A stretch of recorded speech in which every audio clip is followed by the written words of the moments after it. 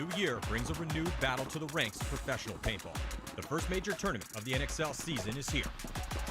20 pro teams will fight through 3 days of competition to determine who will raise the first trophy and take the lead during the season-long run to the coveted NXL Series Championship. Two iconic teams, both from Southern California, took the only 2 events last year with drastically different stories during the COVID-shortened season. The San Diego Dynasty and the Los Angeles Hinman will have their hands full trying to repeat this year, as the field is stacked with veteran all-star squads who are intent on taking back the top spot. Impact, the Russians, X Factor, Damage, Infamous, and Heat all know how to win. Revo and AC Diesel also have potent rosters looking to make a run on Sunday. And no one should sleep on the hungry up-and-coming teams also fighting fiercely to move up the ranks. Don't miss all the gunfights going down at the 2021 NXL Sunshine State Major, April 30th to May 2nd, only on GoSports.com.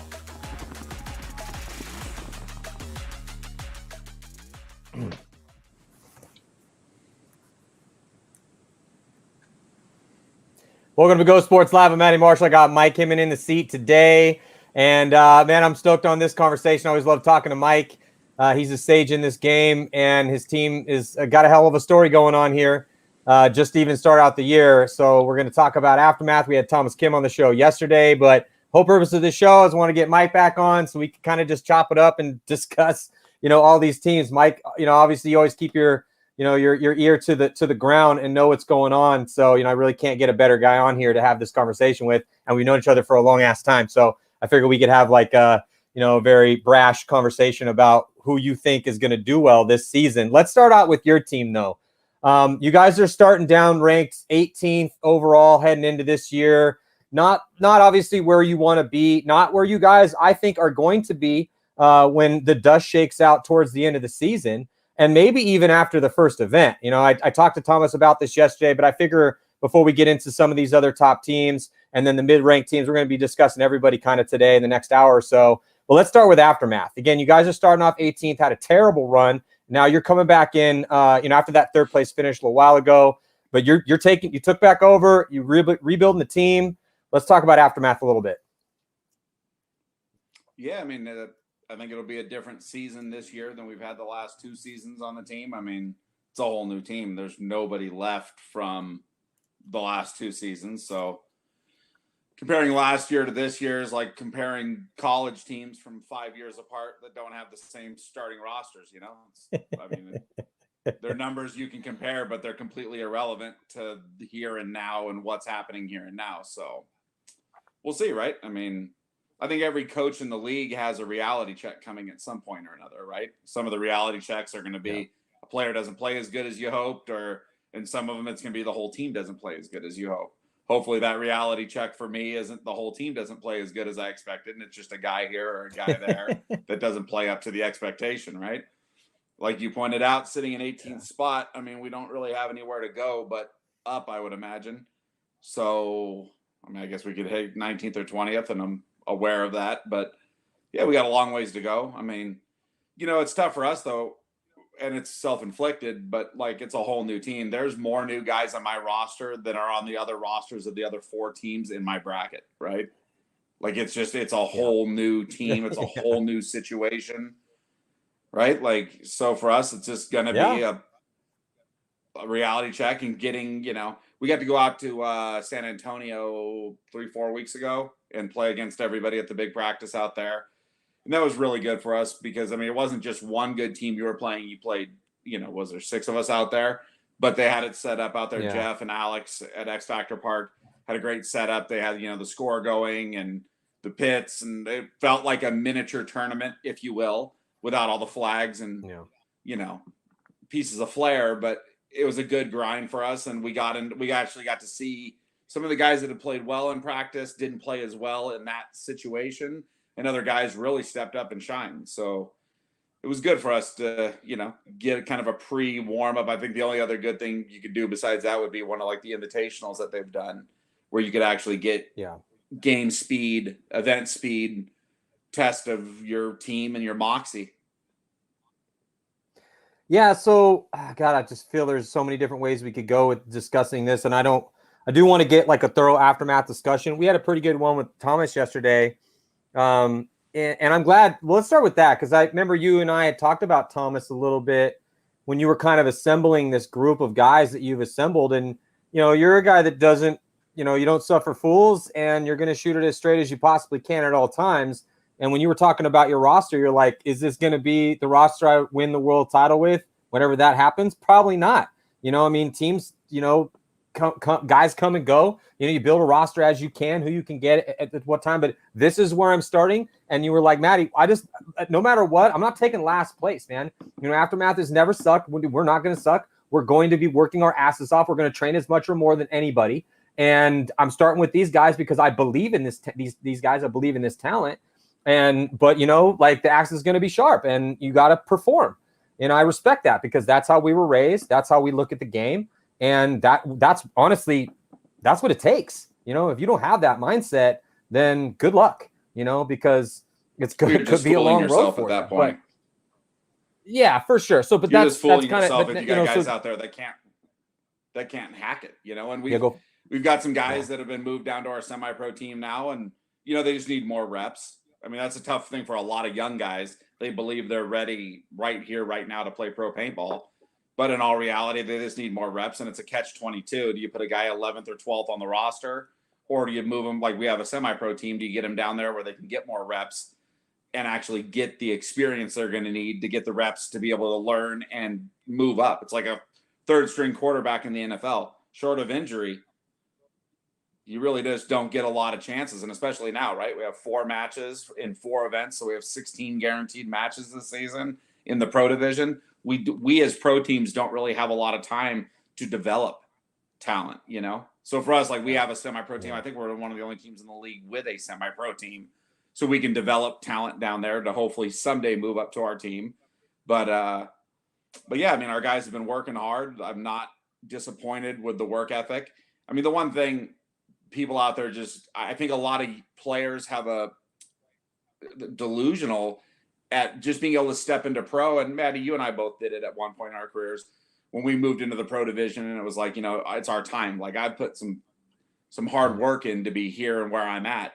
But if you could have talked to yourself back then, it'd been like, listen, kid, just shut your mouth, keep both your ears open, right? And just listen and absorb this, because it's going to be more information than you ever thought you could absorb. So some of our young guys, I'm not going to say struggling. They're just on a different learning curve than guys like Joe Barrett or Thomas Kim or Tim Brusselback, or the list goes on. Those guys that have played in the pro division before, I don't need to say as much to them as a coach, right? And I think it's also like that for any coach. And I'm not saying I'm Phil Jackson, but you got to imagine he coached Kobe and MJ different than he did Kerr or Rodman or any of the other guys on the roster. Yeah. Because there's just different levels of expectations out of different players. You got young guys that are snake guys or front Dorito guys. Listen, man, here's your 3 bunkers you need to worry about. Just focus on that. As opposed to guys like Thomas Kim, where you're like, you literally need to play every spot on this field, because I might need to plug in somewhere if somebody's sick. Yeah. We've had some injuries. David Ramirez has got a hurt ankle. He's got some partially torn ligaments in it. We had Brandon Unger out last weekend with COVID. He came down with COVID and he's cleared for this weekend. He's had negative tests this week. It's been over the 10-day period that CDC recommends. So he's back, but you just never know. Right now, it's kind of a weird time, right? You could just get a guy sick, and everybody's got to be able to roll. Yeah. So, and it's gone well. But that's kind of, and that's kind of why I like your roster. Just great pickups, Mike. The guys you're starting with here on the rebuild for Aftermath, perfect. You're getting a lot of dudes. I read this to Thomas yesterday. I want to read this to you. We posted this up. I don't know if you've heard this yet, but I was, trying to come up with some verbiage to, characterize you. It's kind of tough writing these things sometimes. So I got to put a lot of information in a really small space, but I just feel that it's such a captivating story for Aftermath this year because of who you got on the squad. And then, obviously you coming back, first of all, that makes the story super interesting because of the success you've had raising up, some of our best players we have currently playing this game right now. And it's a brutal but incredibly fertile place if you're the guy running the ship. You got to be willing to deal with the harsh coaching because you care about these dudes and you see what's possible there. We had this conversation a little bit before, and we, I just, I came up with harsh coaches. Having even, Shane Pastana, who was like a little bit of a benevolent older brother in a lot of ways, also was super hardcore. He'd confront us and be like, "You're playing like absolute shit right now. I don't even know why you don't believe in yourself. It's just ridiculous. I believe in you. Get out of your own head. Get out of your own way. Let's see the greatness that I see in you. Let's get out there and kill somebody, kid." So he'd constantly test you, and if you're not doing that, then you're not a good coach. I'm sorry. But, we're not patting people on the butts here and tap people on the back and be like, "Hey, good job. You tried really hard." Hell no, that's not what this is about. So anyway, can I read this to you real quick? Right. San Diego Aftermath is a team with a reputation gathered over the years and through different incarnations of the squad as a breeding ground for hard-nosed, aggressive-minded all-stars. But their most recent run has not met with its leaders' expectations, so a rebuild has commenced, and a group of new faces will wear the red and black. They enter the 2021 NXL season as underdogs, but they will not be outworked or out-hustled, and they are training as much or more than any other team in the league. Though new to the Aftermath name, many of these players have been on other pro teams, and collectively, they're playing with chips on their shoulders the size of California, and they can't wait to prove to the league and each other that they have what it takes to win at the highest level. And that's why I want to watch Aftermath this year, is because these dudes, I feel, other than Thomas, haven't really won. It's like, but I feel like they're incredibly talented. It's like Brusselback goes to Impact, doesn't get the spins he wants to get, goes back to Uprising, COVID happens, plays one event. He's jonesing for it. He wants to get after it. Hallberg, Barrett, all these guys, basically like the DMG core. And then Thomas Kim had a great conversation with him yesterday. And I really think that, and then obviously all the guys, like the other group of dudes are the scrappy guys that you've brought along to kind of complement those guys. So I just think you have threats. You have veterans, to call it vets and threats. I just think you got a really good start to this, Mike, and I'm really excited to see what you guys have to bring at this first event. So let's get kind of just real quick, who's looking good in practice? Because I really want to get your thoughts on, you and I could spend an hour and a half, 2 hours easily talking about your team, but I don't want to get on. I want to get your thoughts on all these other squads. But who's playing well in practice for you right now, and who do you see as your starting five? Obviously, I know you don't want to show your hand too much, but we got to kind of let the people know what they're going to see here at the first event in Florida.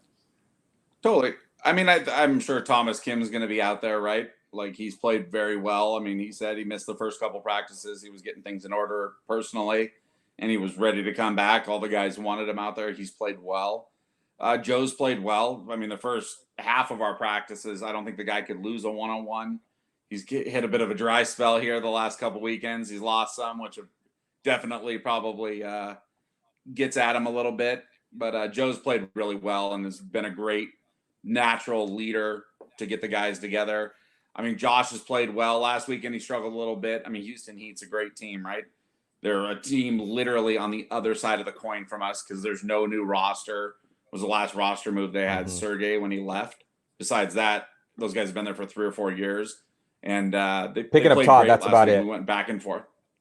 Yeah, but I mean, the actual team and a lot of the guys are trying even harder now because Todd's there as a coach to, do their part. So Josh struggled a little bit against them, but I mean, we were back and forth with them. Not that we're worried about the score at practice, but we were, 40-60, 50-50. Some sets you win a point or two more, they win a point or two more. It was a good back and forth go. Tim's done well. I mean, I think this snake side of the field is, for everybody that's played it, it's a little difficult. If you got shooters on the field, getting out on that snake side can be difficult, right? Like from what we've seen so far. Like if the paint's where it's got to be, people are getting shot. Tim got shot up a little bit, but so did everybody's snake side guys last weekend between Dynasty, us, Ironman, Heat, everybody at Victory Paintball Park had a tough go at it. I mean, to the point that a bunch of our guys are right now coming back to my house because they kind of threw together an impromptu Friday sesh today to go work on drills and just work on the field. There's a bunch. Tim's down here, Joe's out there, Unger's out there. A bunch of our guys are out there right now doing drills. So they've all played well. Troy Erickson's played really well. A lot of guys know him. He's kind of a underground favorite. He's been around for a long time, played on DMG's semi-pro squad. I believe he took some time off last year. He owns his own business in Bakersfield and showed up to one of our academy days in the off season. And everybody's like, man, who's that guy? We refer to him as Pastor Troy. Super good dude. Nicest guy in the world, but he's nasty. Like, he's definitely a gritty human being. I mean, everybody that's on that you're going to see on our roster truly has played well. If they didn't play well, they would have been sent down to our semi-pro team. Just because I'm not going to bring somebody along for any reason. Like, there's Alex Keys has played well, Pinky's played well, Archie's played well, like the young kids on the team. David is number 10 right now, but again with an ankle injury, and he hasn't played in the last month and a half while he's been rehabbing this thing, and he'll probably be back after the next event. Puts us at 9 guys, and everybody's played well. I mean, guys know we're going to ride the hot hand, whoever that is. We have this weekend's practice with the Ironmen. We go to the event. I believe we have X Factor and Heat at the event to play for a couple hours, and we'll ride the hot hand into Friday and Saturday.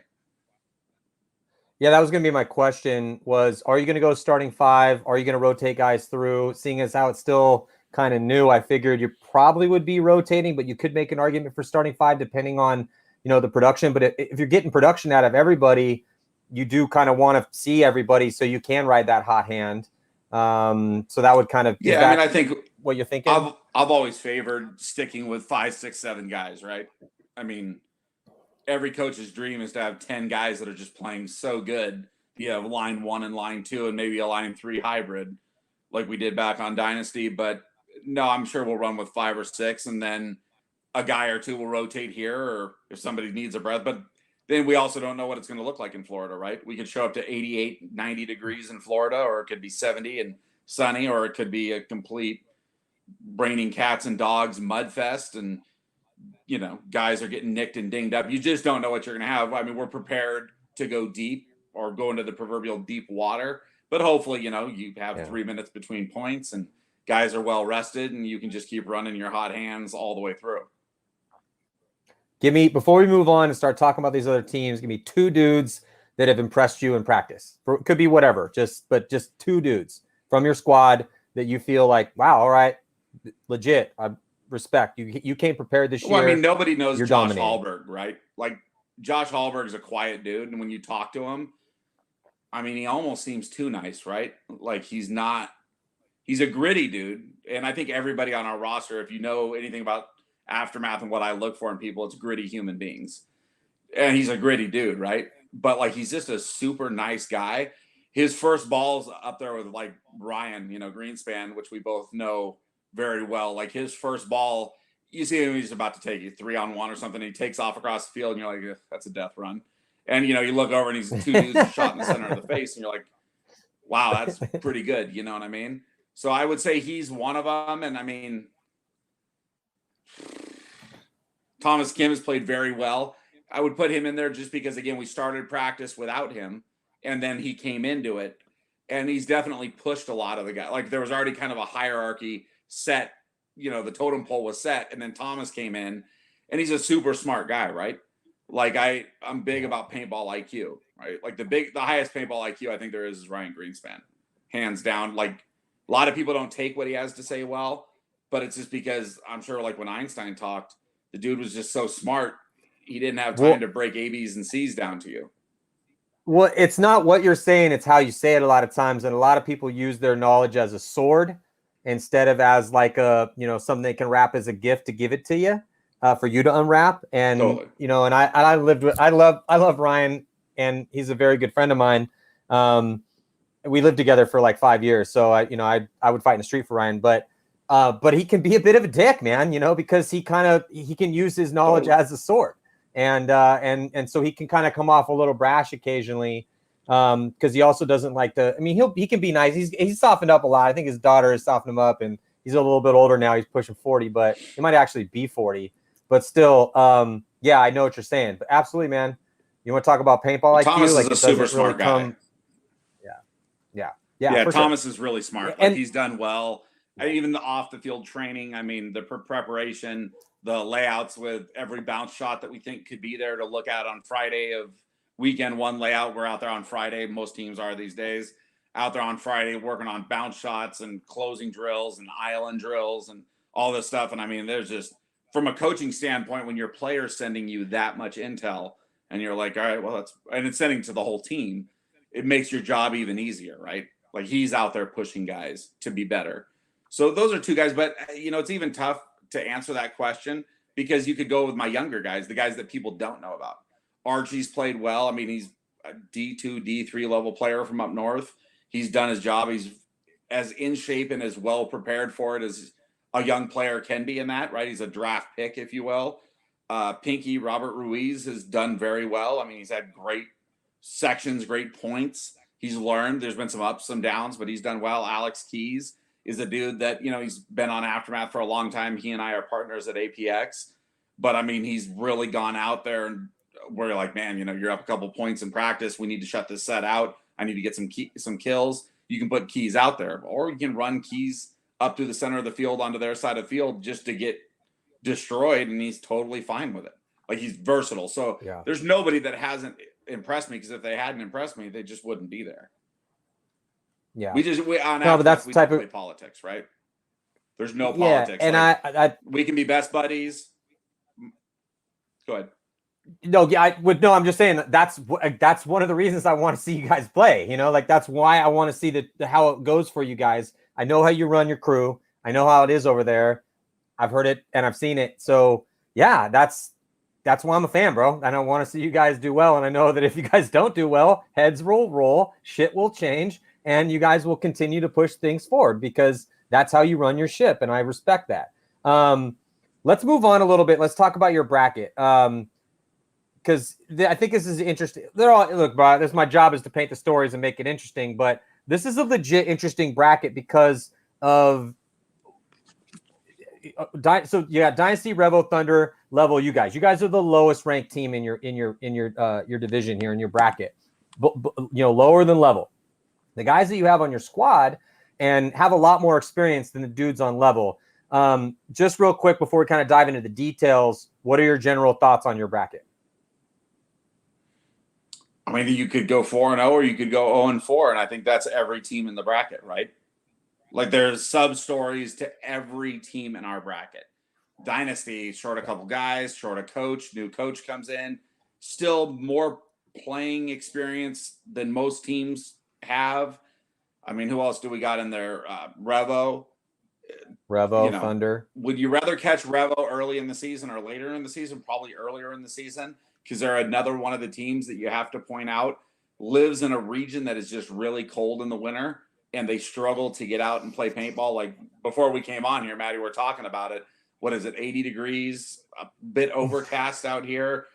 Yeah. Like, we just don't have bad weather out here. So it's not that we're better paintball players. We can just play 365, right? Even Christmas is 70 degrees out here these days. So would you rather catch them earlier? But again, Revo's, it's funny, right? Because Frank, that played with me and is a good friend of mine, Frank and I talk here and there. You look at the team, I don't know a lot of those dudes, right? I know who they are. I watched the videotape on them, but they're kind of like another no-name group of guys, but they're a great team. What, they got 5th place at World Cup? I mean, they played really well. They're within a point of being a top 4 team, and I think their time's going to come. So they're a good one. You know, Revo, like you said, LVL. Just real quick, I mean, Revo, well, they took 7th at World Cup, but they've taken 4th place 3 or 4 times now. I think it's 3. They've proved that they can be a top 4 team. It's either 3 or 4 times. I think it's 3. But guys, if you're Revo out there listening, please don't get pissed at me if it's 4. The point of the matter is that Revo is good enough to be a top 4 squad.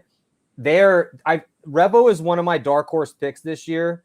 They were mostly impressive. They went to the invitational / exhibition in Virginia and literally just beat the brakes off everybody except for Notorious, the semi-pro team or D2 team that came from Texas, who beat them. And NYX made a big deal of it and kind of, made a post about it on, Bo Milo grabbed some kids and put them in the NYX jerseys. And, anyway, like made this whole like hilarious, embarrassing post about it. And then they just show up and mercy rule NYX the next day and just beat the living shit out of everybody other than that one team. So Revo is one of my dark horses this year because, talk about guys that are motivated to not suck and to be elite. Like, they're on the precipice of some of those guys are elite. Well, they're right there. So Revo's one of those teams that when the Sunday brackets come out, even the last 2 years that I've been home and not been at the events. And Revo catches anybody. Mm-hmm. Like Impact doesn't matter. Like you're talking to the top teams. When you see Revo in there, you're like, you're not. There's some teams. All respect to them. When you see them in there, you're like, yeah, they're gonna get slaughtered. Like this is gonna be a 7-1, 6-2 ass whooping all one way. Revo is never one of those teams that I would say, and this is aside from them being in my bracket, that they're just going to get whomped on. Like, I think Revo is one of those teams where you're like, it's going to be a 5-4 game. And who's got the 5 and who's got the 4 is going to come down to just, you know, who wants it more or who doesn't make the little mistakes here or there. And you always hope that's not you, but it very well might be. And if they beat you, you're like, man, those dudes truly deserve it. They're good guys. They're not out there. I mean, they joke around, Henry and all those guys, but they're not out there talking shit about everybody. I think they're respectable gangsters in the game. And I mean, they're a good team, right? Like, nothing but respect to those dudes.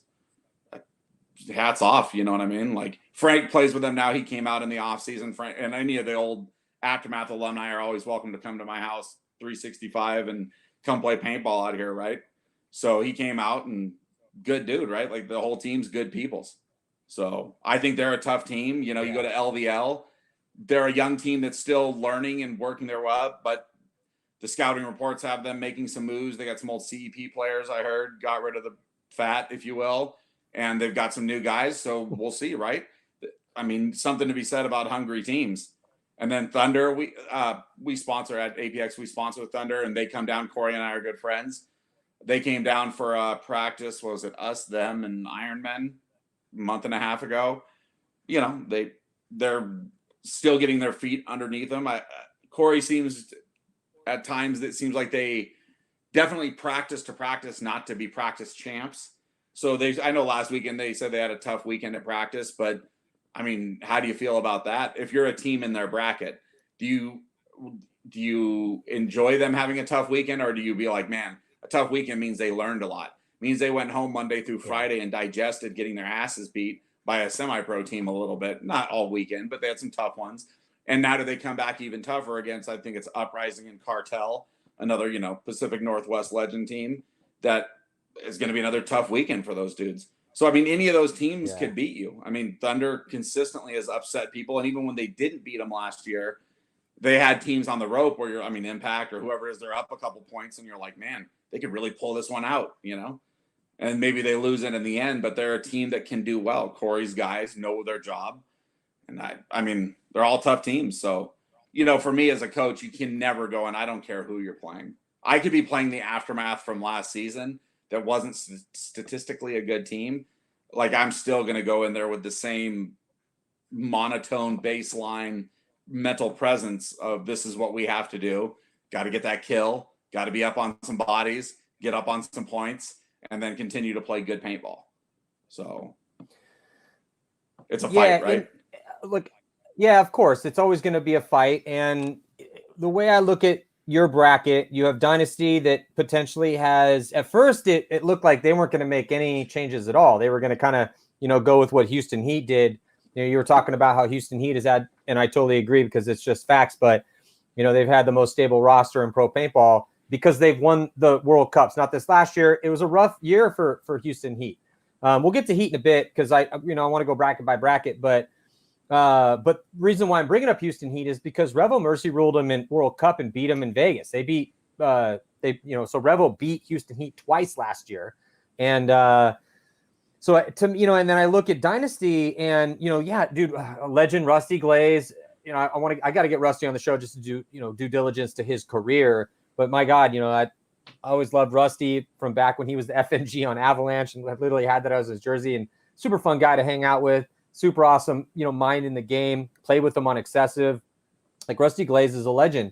And he really did amazing job coaching Dynasty. You've coached Dynasty. That's a hard team to coach, man. When you have that many guys that know that much about the game, it's really difficult to try to put it all together and use all those different, all those different personalities and all that input to try to come up with game plans and constantly deal with that. And then, and he was able to do that for a long period of time. Obviously, he's got a trillion children, and they're all getting older, and he wants to go and coach them. You got some kids yourself. I got my first one, so I get it. It's difficult, and I just give tons of due respect to Rusty.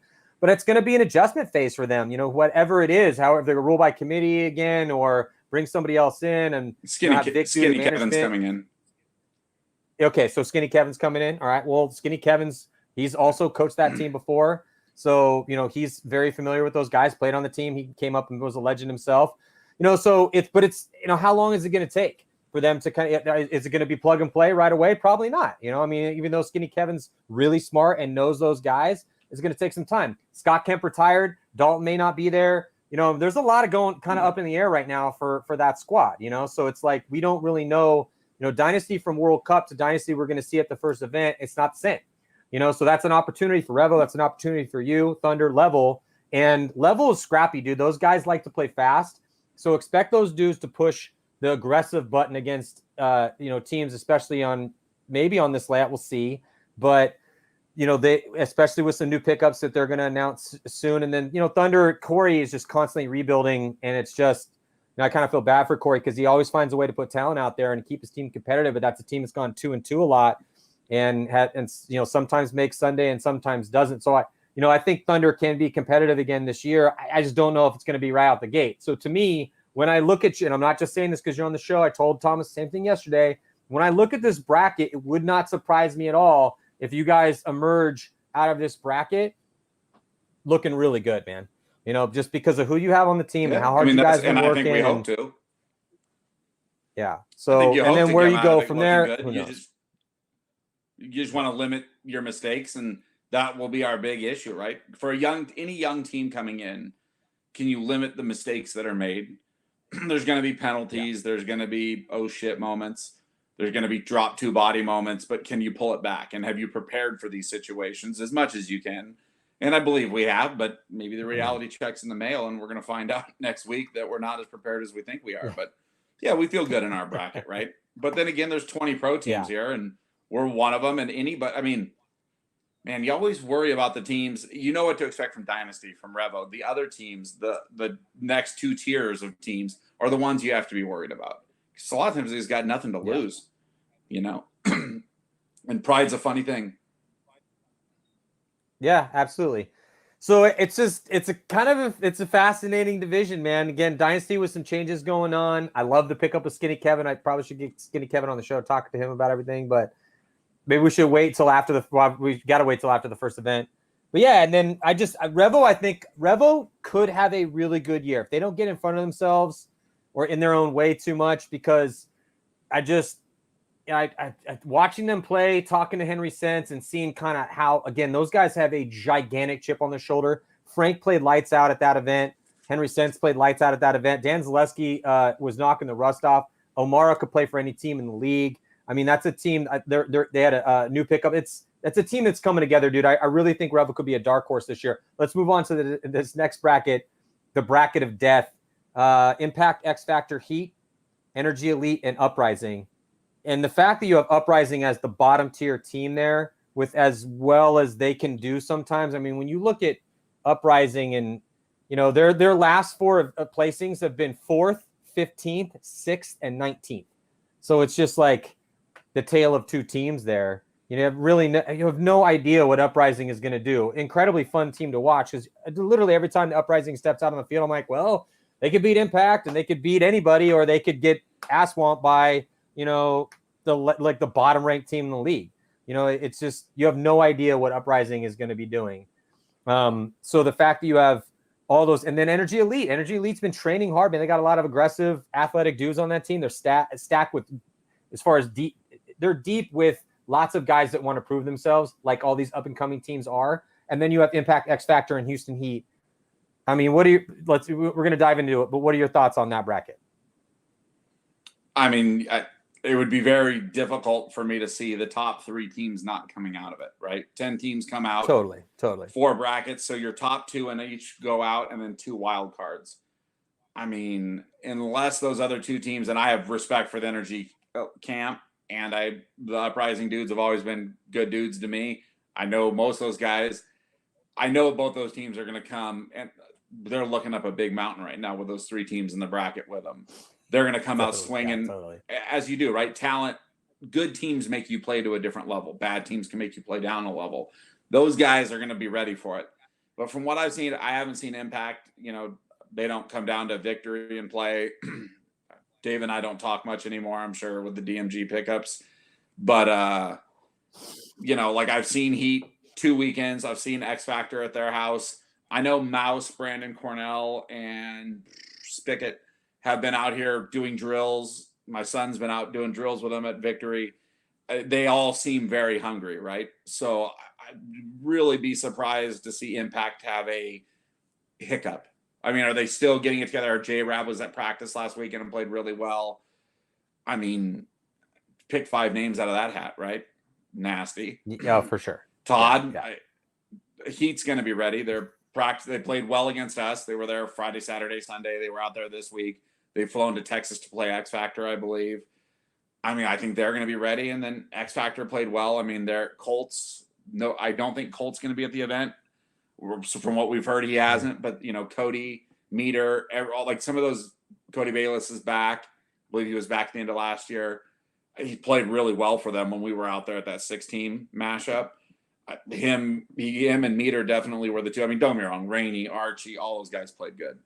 But yeah, Cody played really well for them. Meter played really well for them. Would just be surprised not to see those 3 teams come out. Like maybe you and I look at each other Saturday afternoon. It's like, holy shit, one of those teams really shit the bed. You know what I mean? But I don't. If I'm a betting man, I'm putting money on all 3 of those teams. I'll parlay that. I'm definitely a betting man, and I would definitely put money on all 3 of those teams. I've seen Uprising play the spoiler, and I've seen Energy Elite recently at these. I got a little bit a new respect for Energy Elite program after watching them at these. Familiarity kind of makes you understand things, and after watching them play, like I do think they have a little bit of a future. But I totally agree with you, Mike. I definitely do not see Energy Elite or Uprising making it out of that bracket. Hey guys, prove us wrong. But when you're looking at Impact, X Factor, and Heat, we're talking about title holders. We're talking about guys that know how to win tournaments. We're talking about 3 of the best teams that have ever done it, all in the same bracket. And yeah, you have 2 emerging out of each bracket, and then 2 other from all the teams moving on as the wild card. And with Impact, it's like you said, you pick 5 guys out of a hat from their roster, and that's an incredible starting 5. It doesn't even matter what positions they typically play on paper, because those are versatile attackers regardless of. I mean, you play on Impact because you're a badass all-star on another squad, and you got poached, and you're getting paid money, and you're like one of the best people that we have in the sport. Like that's how you get on Impact's roster. Or you're one of the Canadian core, totally. And you survived through that entire time because those guys are super legit too. I mean, like the Canadian guys they have on that squad are absolutely nasty. I don't think they're going to be down. That's exactly that was my point. So we don't have the Canadian core, just like at World Cup. The Canadian core is not necessarily going to. We don't know. We had Spick on. We talked about them.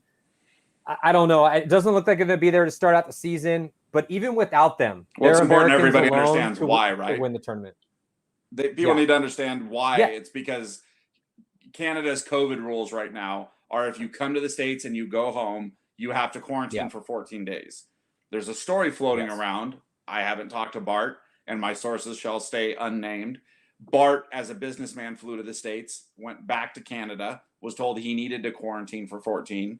The next day was heading out to his car, probably just to get his wallet out of it or whatever. And a Mountie pulled up on him and said, hey, just making sure you're staying home for your quarantine. And he was like, yeah, I'm just grabbing my hat or whatever out of my car and I'm heading back inside. And I think with that, they, like here in America, even if we were told to quarantine in San Diego or Riverside County, we wouldn't quarantine because there's nowhere that would ever check up. It appears in Canada, they are checking up on it. And if you get caught for it, you can get in some trouble. And I just don't believe, for what it's worth, that the Canadian core guys that all have real big kid jobs want to risk coming down to America. Plus, think about how they would have to do it. They would have had to been here last weekend, stayed here during the week, played this weekend, stayed in Florida during the week, played the tournament, then fly home with a negative COVID test, go to their house and quarantine for 14 more days. I mean, I don't know what job anybody else out there has, but 5 weeks of not being around, pretty sure you're not going to have that job anymore. So I just don't think they can get their guys down here. I'm glad you brought that up. That's exactly where I wanted to go with that. And that's just, That's how it is, man. I mean, there are a tiny select few amount, a very, a fraction of 1% or so that can make a living just playing this game, but everyone else got to have a job, and even on Impact, so it's like, yeah, dude, if your country has some super harsh rules and they're checking up on these COVID restrictions, yeah, we're not going to see the Canadians. But also the point that I also wanted to make, which I think you would probably agree with, is that we could also pull the Americans out of a hat, and those dudes could win a tournament, no problem. So I mean, yes, it does hurt not having former MVPs like Zach Yakimek and brutal attackers like, JC there. But I still think that they're going to make a Sunday and potentially make a run, because the guys that they pay to play this game are so motivated to be beastly out there. So we're going to see them probably come out of that bracket, barring some craziness. X Factor as well. I mean, X Factor could be on the precipice of another run again. That they had 2 wins in a row a couple years ago, won the series title 2019, looked amazing. They've only gotten stronger really since then. If they don't have Colt, that's definitely always a knock against them. But they did fine without Colt, making it all the way to overtime in the finals. Rainey Stanzik went to war against Ryan Greenspan, essentially. And it was Archie like Ryan Greenspan versus Rainey. Archie had what we believe to be Archie had an ankle sprain or a high ankle sprain and was really not able to walk. So while they were short Colt, and Colt is a huge part of that team, so is Archie, so is Rainey, so are many other guys on that team. And even without Colt, they were pretty much without Archie, as Archie can normally play paintball. So it wasn't just Colt, it was Colt and Archie. And they still could have won it. And listen, as a coach, as a competitor, X Factor hasn't done well at times, or they've come just a little bit short, but it's never been because they didn't have the talent, right? Like we talked about Revo earlier, and I'm not picking on them. Revo is a team with talent that is still getting better. X Factor's talent has always been there. I think individually, and I'm sure they would admit it, that it's just been brain farts, right? Moves that just didn't need to be made. Whereas other teams have fallen a little short, is my point, is they're still learning, they're still understanding the process. The young quarterback is still understanding what he's got to do in the game to win championships. Whereas in X Factor, I mean, there's no doubt that they're just a very talented team. They beat to their own drum. Like I said, without Colt and some of the guys there, they've all played well. I mean, there's nobody on that team that you're like, suspect. You know what I mean? Like, it's funny, Alex Martinez is out there at practice playing.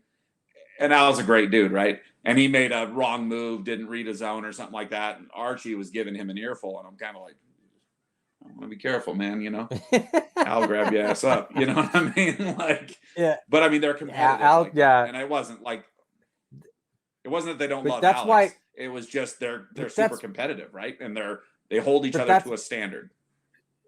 But that's why we love them, right? Mike, guys that came up in California, it's like when I'm writing up, trying to introduce you for the show on the little thing that goes on the blurb on the email blast. It's like you came up in the hyper competitive world of Southern California paintball. The dudes that came up, like in that hardcore version of what we had, but in Texas, so it's like that's what they know, like that's how they got to the Bang Train X Factor. Yeah, that's how they got to be this good. And that, again, it goes back to, if you're not willing to engage in arguments and discussions visually with your, compatriots in the framework of your team and give it to people occasionally, take it for occasionally, like, dude, it's never going to work for you guys. Like, you're never going to be elite. Totally. You can go and have fun. You go have fun. Hey, paintball, lots of different variations of it to play. 1-on-1 to 5,000 on 5,000, whatever you want, baby. You go have a good time. But if you want to be elite, you want to win pro paintball tournaments, you need what X Factor has. You need what Aftermath has had. You need again, Impact, whatever. Let's just take any of these teams that have ever done it and done it well. I'm looking forward to talking about Damage and Russians here soon, and some of these other teams as well too. But X Factor has that. They have that ability to engage very, very intensely with each other. They're well led. They're well supported. They have an immense amount of talent. They have a great work ethic. They have a great place to play. They have everything that is required to maintain, to be in that elite status. They picked up TJ Danner from AC Dallas, who also has proved his elite status. Like, they're going to be great, regardless of whether or not Colt can make it, which, obviously, Colt's getting to the later part of his career. Like, he's not fat yet, and he's not slow yet, and he's not, injured, but and Colt wants to come, but Colt is a beast, and Colt has made nothing but X Factor better every time he's out on the field. But the fact that they are so deep with talent, they're always going to be like, they haven't missed a Sunday since, I think, God, I wrote it. I'd have to go back to my notes, but it's insane. They've made every single Sunday like 6 or 7 years. And then it's ridiculous how consistent they are. Now let's go to Heat. Heat picking up Todd, I think, is the smartest thing that they could have done in the offseason. Obviously, their roster is proven. They won 2 World Cups in a row before this last one. They had a very disappointing year. They couldn't get past the wild card round. Quarterfinals. It was just frustrating. It was a weird year. We only had 2 events, and so there wasn't really time to get any sort of momentum going. And I remember, playing golf with Randy before in the offseason of last year, and he was like, and I'm like, "Hey, you gonna make any changes to your team?" And he's like, "Well, hey man, you know how it goes. Like, everyone's calling me. Everyone wants to get on our team because they want to get paid. But we're good.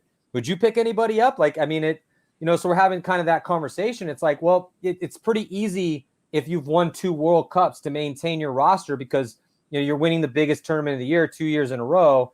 But the one thing that they definitely could have done to make their team better was get more management, more organization on the coaching side of things, and pulling Todd in to do that was a really, really smart move for them. So, I mean, they could start another run here. I could continue to go on, but I just want to give it to you for a little bit. You obviously, you just played against him. What do you think about Houston? I mean, Todd is a great coach, period, right? Todd did a great job with Vicious. Todd helped Aftermath in its infancy stage when he was dealing with a 1-year suspension for the golf cart situation. Yeah. One with Infamous. Yeah. Bullshit. But, Todd is a great coach. Todd is a great coach of young talent, but Todd is also a great coach, I believe, of high-end talent and guys that have egos and have an aura that they've built around themselves. And the Heat guys and us get along famously. Like, there's no fighting. There's no BS. We practice well. They beat us. Well, you beat them. It doesn't matter. They beat us more than we beat them usually. But we always have a good practice with them because they're very professional. But you've got guys like Moorhead, Monville, right? Like, everybody, Mishka, Ronnie, even your young guys on the team still have got 4 or 5 seasons, if not more, in the league. I think Todd is a good guy to bring in and help, corral those cats. You know what I mean? Because it's a lot to put together. It's not just the X's and O's. It's managing the personalities. And Todd's a great dude to be around, right? Like, you and I have been friends with Todd since we were young teenagers. And I mean, when Todd is in a good mind space and a head place, he's just a good dude to be around, right? Like, he's just a funny fucking dude. So having him there gives somebody else to focus on. But I've noticed, Yaya is definitely a center specialist. I think that's what we would all know Yaya as. But I saw them in Texas and I saw them out here in California at practice. And I've seen Yaya play all 3 front sides of the field, the center cut, D side, snake side. And then I've also seen him out in the corners working as the 2. Like, Todd really has Yaya playing all facets of the game. And that's something that Todd will do, right? Like, Todd will bend and push and pull and stretch and get the most out of a player. And I just watching Yaya, and I mean, I think Yaya knew early on, right? He wasn't getting a lot of reps in his Houston Heat career. There was other guys that were more talented. Not that he's not talented, that were just a little more talented. And Yaya's always taken that well. He didn't go pout and cry about it. He's just become a better paintball player. He's built himself into where he needs to be. And like, watching him out there the last 2, I mean, we played him in Texas on Saturday. They 6-0'd us. When somebody hangs like a goose egg on you, that snatches your soul, right? Like, there's not much to even talk about. They whooped our ass. And I mean, he played well out there. And then out here, like I said, we had a much more competitive day with them. But they're a great team. Todd's a great guy to have there. I mean, and by saying that, you almost take something away from either Randy or Ryan, whoever was coaching the team before. But it's not really that. It's sometimes in a 5-man situation, one guy can make a huge difference. Like, I believe paintball has a lot of similarities to sports like the NBA, right? Because it's a 5-man game, and just one guy on and off the floor can make a big difference. It's tough to compare it to like the NFL, where there's 22 starters and special teams and all that. Like, this is a 5-man game, and just having one guy out of position can really change the trajectory of a team and how they do at an event. I believe Todd is probably the right guy to make sure you've got the right 5 guys in the right place to make the right moves. I would trust Todd with my team, right? If he wasn't there in a theoretical world as a coach, I would give Todd full control over my team, right? Like, as a general manager, owner, however you want to call that in the game, you would give Todd full control to do what he wants. And, you know, Randy's done a great job too. Like, you got to take your hat off to Randy, right? Like, this guy's won world championships. Like you said, last year, what was it, 9th, 10th, 8th, 9th, 10th place in the 2 events. He was somewhere right there in the middle. Yeah. And it's tough. You know, I've been an owner in that position where we've done as well as we thought we could. And then people start calling, and it's tough not to take those calls and be like, hey, maybe we should try to go get Mouse. Maybe we should try to go get A-Rod. Maybe we should go get Spica. And I'm not saying just impact players, but they're the best players in the world. And those were names that were tossed around. Yeah. None of us know if those calls were ever made. But Randy, you know, when the seas were high, he just battened down the hatches in the heat boat and just kept trugging along, and he's come out the other side of it in a great place. So hats off to Randy for being a team owner that we should all be like. Two 9th place finishes is very sobering when you've done as well as Houston Heat has done since 2012. Again, I know weird year, far below their expectations, but 100%. Couldn't agree more with that. And they would agree too. And I just feel like it is just very intelligent for them to come and get a guy like Todd Martinez who can take a very, all-star field roster, talent field roster, very experienced roster, even with guys that aren't.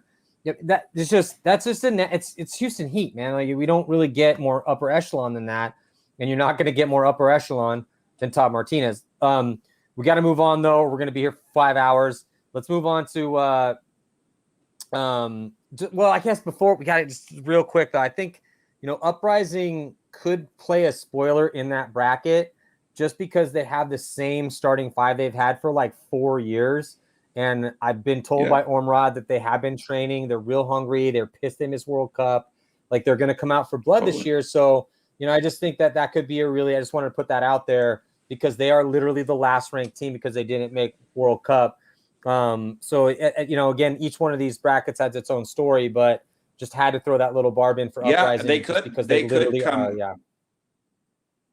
come out and spoil somebody. I think where the dynamic is different is usually you see 2 top tier teams up there, and then you see somebody in the middle of the pack, Diesel or Infamous, that was a 3rd tier team, and then 2 more lower teams, if you will. And I'm not throwing any stones at anybody, but now you've got Houston Heat that didn't do as good as they wanted to last year. So I believe they were the tier 3 team. Then you've got Impact and X Factor. So you've got a bunch of world champions in there. The dynamic from a coach's mindset coming into that is like batten down the hatches. And I believe I was looking at the schedule, which I usually don't do too much. Some of those games are going to be played on Friday. So somebody's going to have to lose, Impact or X Factor or Heat. Some of those teams are going to lose on Friday. That's going to put them coming into Saturday, knowing not only do they need to win, they need to win with high margin to take a wild card. One of those 3 teams is going to go through on a wild card, right? What's that? Our Friday one? Let's get a look at it. So let's get a look at it real quick. So we're talking about Impact, X Factor, Heat, Energy Elite, Uprising. So afternoon. So it's going to right out the gate, we got connecting the Heat right away, which is going to be really interesting. And then you got Uprising. X Factor also. He plays X Factor and that's going to be. So that could be 0-2, 2-0. I'm not taking any sides. We're just looking at it. Somebody's going to lose there. Somebody's going to lose. Our job Impact's going to come off of that Heat. Yeah, they're going to come off of that Heat. I'm just saying, Mike, real quick. Get Uprising. Yeah, our job right now is hypothetically to discuss what potentially could happen. So if you're looking at the afternoon bracket here on Friday, so and let everyone know that if you have any interest in pro paintball at all, like this is going to be a really fun year to watch because literally from 20 to 1, like it's all captivating stories if you really know what's going on, which I'm going to try to do my due diligence to give you guys all the info on. But look at this afternoon. So it's going to start out with Impact and Heat and then X Factor and Heat. So Heat has to play Impact and X Factor, which is basically like a Sunday afternoon set right out the gate. So gauntlet. right into the fire, right? Yeah, right into the gauntlet, fire, deep water, into the cauldron, the crucible, dude. Pick your metaphor, bro. Like that's absolutely a nasty day for Houston Heat. And then Impact has to play Uprising, which, look, if you're Uprising, I'm sorry, if you're Impact and you're playing Uprising, like Uprising has surprised Impact before. So if I'm Impact, I'm going to want to just completely destroy Uprising and blow them off the field just on general principle alone, regardless of what happens with that Heat game, because I'm going to try to send a message like, well, I'm not getting spoiled. I'm not getting my tournament spoiled again with this ridiculousness. No, where I'm going to come out like we're the top seed. I don't care if the Canadians aren't here. I'm sending a message. And then if you're Heat, I mean, that's a really tough day for you. You literally have to play Impact and X Factor on the very first day in the afternoon. So you got to sit around all morning and get ready for that. Like, that's a very intimidating bracket if you're Houston Heat. And I don't care. I mean, I know they're multiple-time world champions. So I've been on top teams. Mike, you've been there too. That's it. If you're Heat, talk to me about what's going on. I know, you're going to be all confident in your mind, but that's an intimidating. I don't know, man. I think those dudes are going to be psyched for it, man. I think, of course, on down. Because if they beat them up, then they're going to be, for sure. But still, they go 2-0 in the heart of hearts, like 2-0 out of that puts them in a great place going into Saturday. 1-1. Now you've got to come out on Saturday and beat the other two teams to be a 3-1. I mean, that's a tough bracket to come out of. I think Heat's going to be ready for it. But listen, so is Impact. I mean, there is not 1 ounce of softness on the Impact team, and neither is there with the X Factor. So, like, really what we got is some big, heavy fucking trains on the same track heading at each other, and there's going to be a lot of sparks when they collide. And it's going to be great paintball. Usually we don't see this till Sunday afternoon, and this will be on Friday afternoon. So I take it back to the original statement. I think you're going to have a hard time seeing a big upset come out of there, because I think you're going to see those teams come out of Friday knowing what they have to do. And I would guess if we don't see Impact and X Factor, they play on Saturday. So depending on when that game is on Saturday, that'll have some relevance to who wins where. But yeah, I mean, if he goes 1-1 out of there, they're in a really good spot. But then again, if they go 1-1 and lose to one of those teams, and then those two teams play each other, you could have a bunch of you could have 3 3-1s come out of there. I truly believe. In theory, those teams, depending on who beats who. It's so interesting because you have the Friday conversation and story, Saturday and Sunday. Obviously, everyone's trying to get to Sunday, but Friday, it's who looks good, who's been training, who are the initial favorites. And then Saturday, we kind of know based on the Friday's performance what teams need to do in order to make it to Sunday. And then, Sunday is the day everyone's waiting for. But, that's that Friday afternoon, things are going to get real in bracket 2 and the bracket of death. We got 2 more brackets to get to. I can't keep you here all night. Let's move on to bracket 2 or bracket 3. Russian Legion, Damage, AC Dallas, ML Kings, and the Outlaws. Different story than the last bracket we just talked about. Before I give my take on it, I'm going to throw it to you. Legion, Damage, AC Dallas, ML Kings, Outlaws. What do you think? Damage is the team coming out of that bracket, right? They have the least amount of turnover. They got LJ Woodley. He'll fit in well with them. Joey knows what he's doing. The Russians are another great team out of that bracket, but we have to bring up the COVID story. That with a lot of the U.S. embassies being shut down right now because of COVID and very limited access, visas are not easy to come by. So Waring was picked up, I believe, as a stopgap solution to get enough guys on the team, because some of their other guys are not, some of the Russian actual born players are going to have a hard time getting over here. So from what I've heard, they're going to be limited on their roster. We know Fedorov for Heat will not be here. He was not at practice any weekend. I heard he won't have a visa till possibly event 2. Some of the Russian Legion guys will not be able to be there. We don't know the exact who's what, but I have a little bit insight. Full team. Hold on, I got a little bit of insight. So I was trying to get Mike Waring on the show before he headed to Colombia. It couldn't work out this past week. So I was trying to get him on earlier this week. Again, didn't work out. But so Mike, with the, interesting story with Mike Waring, Waring, even though I love calling him Waring because I think that's such a much better paintball name. Regardless, Mike's been around for a long time. He's played for some top teams. He decided to play with the Russians this year instead of play with Mutiny. And so I wanted to get him on the show to discuss it. As we were kind of going back and forth, I'm just reading off my text messages real quick, and I asked him, we were going back and forth. I'm like, hey, I understand why you're making this decision, but, obviously Mutiny's going to be a little pissed off. And, it's kind of a little early or late into the game to be making that decision. He's like, I totally get it, and I'm like, but it's the Russians, kind of like with Matt Jackson with Impact. It's like, hey, dude, if I get a chance to, they're going to say, I'm only going to get this opportunity so many times kind of situation. That's what we were going to kind of hash out on the show. But I asked him, I'm like, well, who's going to show up? Because I've been trying to get Smotroff to get on the show for a while too. So I didn't know what was going on kind of with the Russian, who's going to show up, right? And then he says that Kirill said it's going to be Kirill, Sergey, Malloy, Smotroff, Karslev, Pantalev, Waring, and Jason Burns. Like, that's still a pretty nasty Russian lineup, dude. If you can bring Smotroff and Karslev, Sergey, Malloy, and Kirill, just those 5 dudes alone with Pantalev, who's also a legend, and then and then Mike, who can be a bit of a speed demon and make some spots, that's still a very competitive Russian lineup. Yeah. So I mean, we got to keep keep them into consideration. I'm not saying they're not going to be a Sunday team. I'm just saying, coming out of that bracket, if we're talking about it, like, is the Russian Legion going to be able to have their whole coaching staff and their whole playing staff here like Damage is going to have? Yeah. I don't think so. And with that being said, it's not personal. The Russian dudes know I love them, right? All the coaches and I nod at each other. We think we know what we're saying. We don't. And, Toronto and all those dudes are cool guys. You know what I mean? Like, I'm not trying to put them down. I'm just giving you Mike Hinman's checkbook, writing checks. I'm putting it on Damage out of that. And I'm still going to say, I do think the Russians come out of there. Just real quick, Mike, I'm not saying that you're not saying that the Russians are there. I just wanted to give you that insight that Mike had given me, because I had that same question too. Like, I'm with you. I'm with you as well. Right now is when I'm talking about top teams, period, in the league of everyone, to me, Damage is going to be up there this year. If Damage is not a top 4 team, then they have completely failed themselves.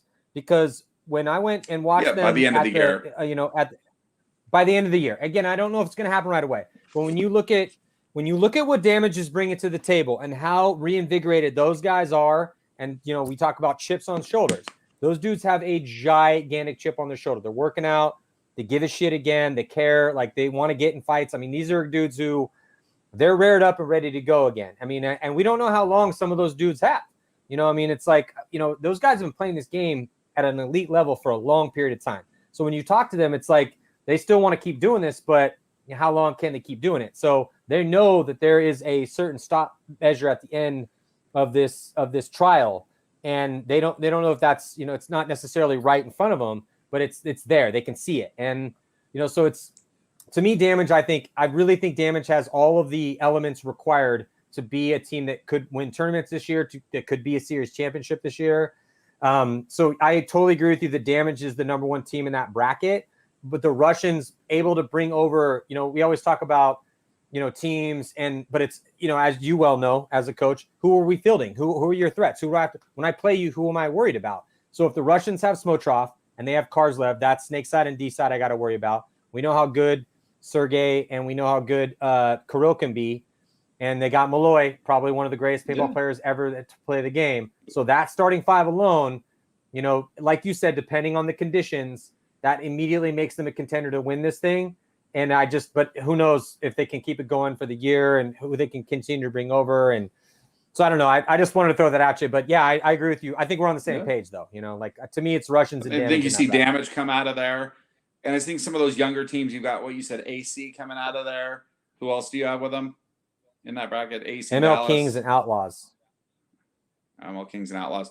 I mean, a lot of those younger teams that are still trying to get their feet underneath them don't want to catch Damage, because if Joey gets up 2 or 3 points on them, he is going to take them to Joey doesn't care about 6-0ing them, right? Joey's just as happy with 3-0 as he is 6-0, because when he's 4-0, as in preliminary record, he doesn't give a shit, right? And he's ready to play anybody come Sunday. So I don't see, we always talk about the upset, and that's why people watch the game, and that's why we play the game, is because everybody's got a chance. Again, Mike Hinman's checkbook, they're coming 4-0 out of there. Russians looking 3-1. I mean, the big story that everybody should be paying attention to out of that bracket is AC Dallas. I did a light write-up on them. You know, I didn't know what to expect with those guys because I just don't know them that well. A lot of them were D2. Yeah. I didn't ever talk to them there. We haven't crossed paths. Great guys when they were at the X Factor practice. Some of the pros, you know, some of the seasoned pros were chirping, kind of being assholes. And, you know, I never once heard the AC Dallas kids, which I would have turned around and just handed out middle fingers, or we could have just got to it. But those guys were just nothing but respectful kids. Like, okay, cool. I mean, you could tell at some point they weren't going to take too much shit, but they were really good dudes. We shared the same pit multiple matches, and they're just good people, right? So I think listen, we thought we were going to go out there. There's some big boys out on the field. We're going to shoot them on the break, shoot the front guys. We'll catch the back guys slipping. I mean, they took, I believe it was X Factor, or one of them, to overtime in our practice. Again, it's just practice, but they weren't getting mollywomped off the field. Like, they were holding their own. Yeah. Did guys make mistakes? Yes. Will a team like the Russians or Damage, if they get up points, take them to the deep water? Bet on it. If this was MMA, those top teams will put them in a chokehold, and you're either going to tap or you're going to be taking a nap. It's one of the two, right? And I think those other teams in there with them are going to have a problem with the top teams in that bracket. Yeah, I totally agree. I think with AC Dallas as the third ranked squad in that specific bracket, it's going to be it could be a rough year for AC Dallas. The one thing, I love Greg Pauly, and we know that Greg Pauly can raise up some great paintball players. You know, like, he's done a really good job over time of cultivating talent. But, you know, it's kind of a really big unknown right now. Like, yeah, we know that those guys we don't know if Greg's going to be there. Greg wasn't at practice. Like that? No, he wasn't there coaching them. They had another coach there that came, I believe, from their D2. I'm not saying Greg isn't going to be there. Greg is a great coach of talent. He did well with Aftermath way back in the day. He did good with Vicious. Greg Pauly's pedigree is, you know, if we ever give out gold jackets for the Hall of Fame, he's got one coming to him, sponsored by Chick-fil-A. But Greg's a good dude. Like, if he's there, or Whataburger. Right. But I don't know if he's going to be there. Right. It could be a tough year for AC Dallas, but a tough year from your point of view or from their point of view. And I think their point of view is, let's get into the pro division. If I was a team and I had the ability to gain a pro spot, I don't think they paid for it. But if I did have an ability to get one, and a lot of people out there are like, you know, they think it's bullshit that people have bought their way to the top. I think it's a sound investment. Because in the semi-pro division, one bad ref call comes down. It could, I mean, the year we got ours, we beat Mutiny by a fraction of a point. We won 3 events. They won 2. I truly believe we deserve the spot. But with how the rules are and more teams and less teams, it's smart for them to get a spot. As long as they're not 20th place at the end of the season and they gained some seasoning in their freshman season, their rookie year, I think it's a great deal for them. Should they be a third-tier team? No. I mean, respect to all of those guys. I think they know they're not a third-tier team right now. They're a young team, completely rebuilt, nobody left from before that's coming back, and they're trying to make their way at it. But listen, if people want to talk about the story and they want to have somebody to cheer for, if you need a Rudy, Notre Dame football movie to watch, they're the guys to watch because, again, they weren't punks. Like, there was not one of those dudes where you're like, man, you're just a dick. You know what I mean? Like, there were some other pro guys that I left that practice being like clown shoes. But those kids were all good dudes. They know. They know when they look in my eyes what I think. I believe I told one of them after. I told one of them that told my guy Troy that he cheated. That I was like, "Are you fucking serious?" But that's a long story. But I mean, there's pros that just need to get over themselves. But the AC Dallas guys are good dudes. So I think people out there, like, these kids aren't coming in arrogant. They're not coming in big-headed. They play a lot of paintball. For all of us that play paintball, they're doing what we wish we were doing. You know, their family has the fit field, which by all means is the nicest field in that area. The Lone Star should have been there, but that's another politics story. Those kids are playing a lot of good paintball. They played better than we all thought they would, and they're good dudes. You know, when Mark Johnson and the Diesel guys are out there helping them, Mark Johnson ain't going to come help you if you're a punk, right? Like, it's just not going to. If you know Mark will help anybody. I think you give him the shirt off his back. Yeah. I like Mark Yeah, Mark's Johnson. good dude. We need more Marks in paintball. But when Diesel wasn't Yep. playing at the practice, they were out helping Dallas. And I think that's because those OGs on the team saw those youngsters on the team, was like, man, these are some good dudes, right? Like there was no like fucking pro kids that got a pro spot, however they got it. Like they were really out there helping them. I tell you what, if they need somebody in their pit to wipe off packs or help fill pods, I'd go help AC Dallas.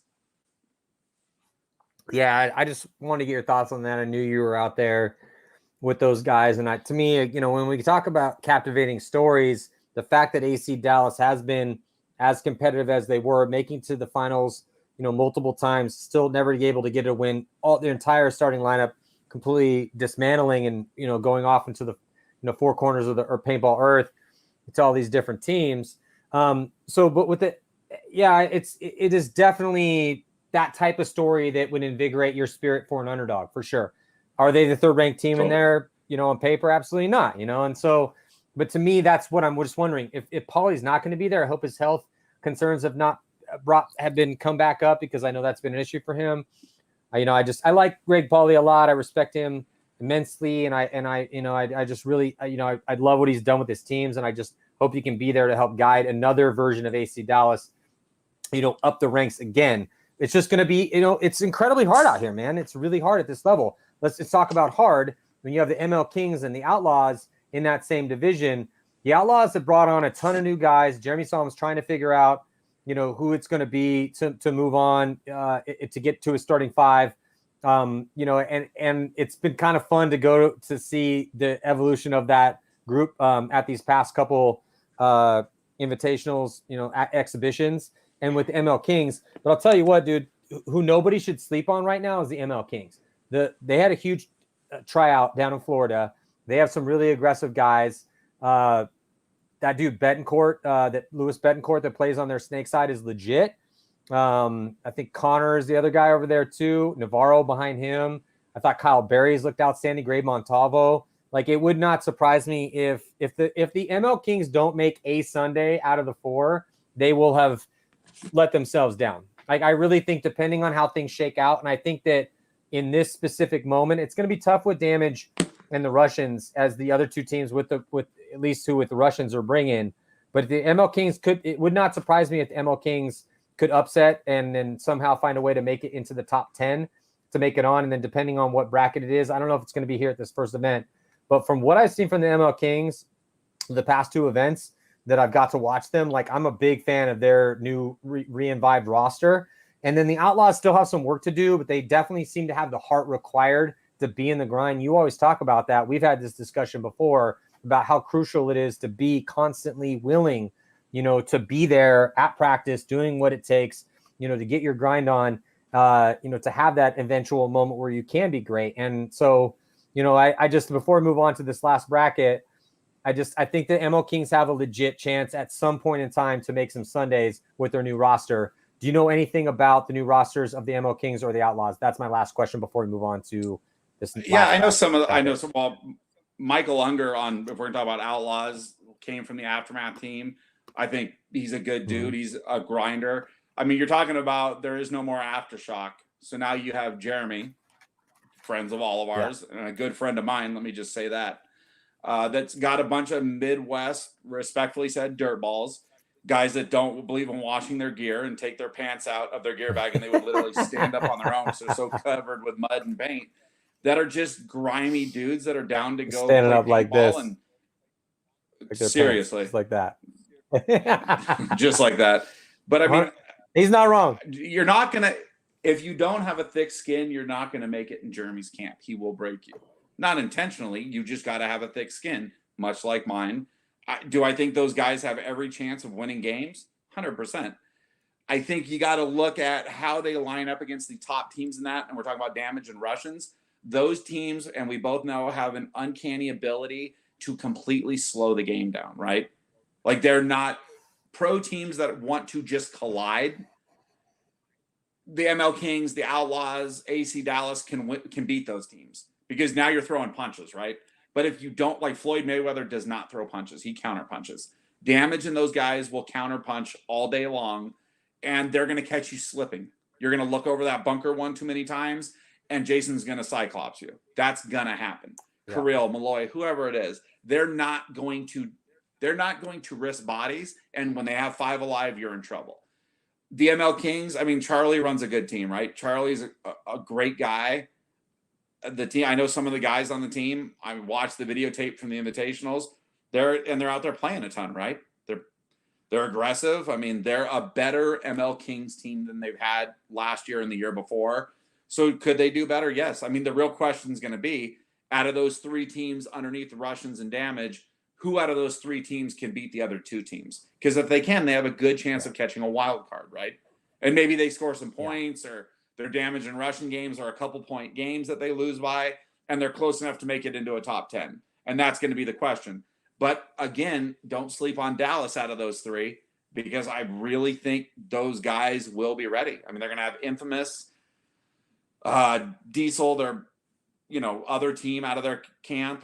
They practice them. I know Infamous is going to be there, I believe, this weekend playing them. So they're going to have some really good looks. But yeah, the Outlaws are going to be a good team, and they're going to be grimy. They're going to be coming for it. Fred Berkeley, right? Like, Fred looks like he's like 72 years Fred's old nasty. with the white hair, but he's out there handling years business. old, still so good. Right? So they're all good teams, right? I see all the chatter on the internet, people throwing like the Outlaw guys under the bus. And I mean, man, there's still a lot of dudes out there that are putting a lot of effort into being part of that team. And whether you like Jeremy and how he runs the team, there's a lot of dudes out there that are like Vidal and all those dudes that are putting in time. I watch their Facebook, and they're putting in the time. So I hope they do well, Yeah. I got a text message from Christian Collins, and he was driving up with Ricky, and they 10 hours in the car to drive a layout up to practice. And it's like, and I'm like, that's what's required, man. If you're coming up the ranks and you're one of the last ranked teams and you're trying to make it, like, that's the type of thing that you got to do in order to try to make it. So I respect that specific. That's the kind of thing you got to want to do. Like, you have to want to get in the car and drive 10 hours. And it's not the drive there that's 10 hours. It's the drive home after a long drive weekend back of practice. And the 10 hours, that is tough. But I think they're the kind of guys that'll do it. So I think they could be a good team too, right? Yeah, so let's move on to our last bracket here. We got the Ironman, we got AC Diesel, we got Infamous, we got New York Extreme, we got DMG. Story-wise, I feel like this is a really interesting bracket, one of the more interesting of the 4, because the Ironman won the first event last year, but they have a little bit of a different look this year. No Todd, no A-Rod, no Thomas Kim. So they lost their leader, they lost their all-star, and they lost their, I wouldn't say like the hardest worker, but they're like blue collar, like leader that was in the trenches with them. And Thomas Kim, who was also on their starting 5 doing like the dirty work for them. Then but they still have an awesome lineup. I'm actually a huge fan of the Ironman lineup that they are bringing this year. And, Nikki, she was a big part of helping Todd. And she's the first female head coach ever. I think that's really cool. You're obviously familiar with this because Nikki and Fran really well. They run Victory Paintball Park. That's where you guys play. So you can enlighten us a little bit on that, on the Ironman. And then AC Diesel, I think, is one of the most captivating stories out there this year. I think AC Diesel, of the teams that are ranked, kind of down there a little bit, but still in the top 10, I feel that they've got a decent chance of doing really well based on, basically, I mean, they're starting at 8th overall, but how good they looked at World Cup. I really love what AC Diesel's bringing. They picked up BJ Henningberg. You got Infamous. You got New York Extreme. You got DMG. Again, I could go off for a little bit. We are getting a little bit long on the show, but I'll just send it off to you here. This is an interesting bracket, dude. What do you think about this, Mike? Well, I think NYX is your top team out of there from your interview you did with Harris, right? The top 3 or top 5, you said? 100%. Clown shoes. But no, I mean, who comes out of there? We've seen Diesel came out to play us one weekend. We went out there. They were at the big practice. They didn't have Iceman at the second practice, the one in San Antonio, which is a different look for that team. Diesel, just real quick, there's nobody as a coach that I can pick on that team. There's not a guy out there where you're like, okay, we can pick on this guy get him down. That's 4-on-5. We know that if you have 5 and they have 4, you have a 87% chance of winning, statistically speaking. There's nobody on that team that is soft, right? And they're all, Ben relocated out there, but most of those dudes are like Texas gritty ass, American ass dudes. You know what I mean? Like, no matter what their walk of life zombie is, apocalypse guys. like they're definitely who you want in zombie your camp, right? And they're class act guys, sure. right? Like we talked about Mark. I mean, Clint is definitely grossly underrated in the pro division. He's an A-grade talent, in my opinion, for what it's worth. Super dynamic. He can really go from playing the 2 or 3 role to playing a 1 on his toes. Iceman, I don't know him that well, but after seeing him out here, and again, all of them were super cool dudes. He played out of his mind. Ben Challenger played really well. Yeah. I mean, they're everybody. BJ, I mean, you know where BJ's going when he lines up because he's a unique physical specimen, but he played well for them. I mean, they all played well. So there's a good team. Infamous was at the big practice with us. They had a lot of guys trying out. They beat us the first day in overtime. Second day, we beat them pretty decent, but there was a tryout, right? They were using it as a practice. There was one pro team that wanted to win the practice and everybody else was there to truly practice. And Infamous was trying guys out and had guys out there, just going through the motions while you have other guys in there with him. I mean, Greg Sewers played really well. I heard maybe it's from one of my guys up north that this is Greg's last year, possibly. I don't know if there's truth to that or not, that he may be done after this year. That may just be a rumor on the streets. Greg played really well for them. Jonah played really well for them on the snake side on this field. I mean, Thomas, Cody's worth his weight in gold. They played well. They're a good paintball team, so they very well could come out of it. The Ironman, obviously, Nikki. First of all, Nikki is the first female coach. She should have been coaching a long time ago. She is, a worthy adversary, simply put. Like she's not a female. She happens to be a female that is a pro coach, but she's not just the first female coach. She legitimately has deserved her place. I mean, her parents ran a field when she was a kid up in Northern California. Yeah. Paintball is in her DNA. It's her fabric. So they're a great team. We've played them multiple times. We're playing them this weekend again. I don't see them not coming out of that bracket. I mean, maybe they don't, right? If they trip and fall, but short of that, they're going to come out of that bracket. Where they come out, I don't know. They could come out the 2nd seed or the 1st seed out of that bracket. But they're a good team. They're out there today. Most of their guys are out there doing drills at Victory. Fran and Nikki run Victory, run the Ironman. It gives them a great place with Dye behind them. GI gives them a ton of paint. They're going to be a great team going forward, And then you got NYX. They're in a rebuilding. NYX is rebuilding. And then who else do you have? Who else is in there besides NY? DMG. DMG. Totally. And, DMG is still going to be a great team. I mean, they still have a lot of their guys. I mean, the guys that came over our team were never poached, right? I never called Joe Barrett or any of those guys. I think that situation maybe had just run its course. Some guys are on teams for 2, 3, 4 years, and then they go to another team because it's just like relationships in life. They ran its course, and those guys were looking to move on.